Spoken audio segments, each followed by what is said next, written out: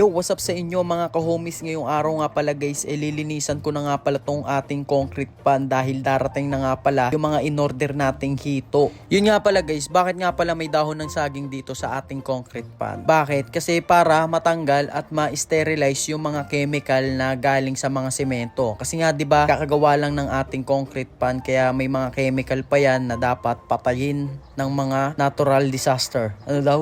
Ayun nga pala guys, pag meron nga palang nabuhay dyan na kitikite o tiki-tiki sa inyong concrete pan, all goods in the hood na yan guys. Pwede na nga pala yan lagyan ng mga isda. Yun nga pala guys, napanood ko nga pala yung gantong preparation sa YouTube. Syempre kailangan natin mag-research, matuto, kasi bago nga lang pala tayo sa gantong larangan kaya hindi pa tayo masyadong kabisa. Kaya ikaw, kung gusto mo matuto na maging bombero, maging sundalo, maging nurse, tangina search mo lang sa YouTube. Sobrang dami niyan lalabas guys. Balik na nga pala tayo dito guys sa ating hito. Binabad ko nga lang sila guys dito ng palutang-lutang sa ating concrete pan ng 30 minutes para ma-absorb nila yung panibagong tubig. Pag nilagay mo kasi yan guys ng biglaan, ayun yung magiging cause of death nila. Di sayang pera. Tapos guys, meron nga pala akong napansin sa mga hito. Sobrang tatamlay nila. Siguro guys sa biyahe kasi ang napakalayo ng pinanggalingan nila. Pero let's see guys kung tatagal ba talaga sila. Tapos ang dami nga pala mga bata na gusto daw nila makita yung ating hito. Ocean Park yarn. Sa sunod na ito guys, may entrance na yan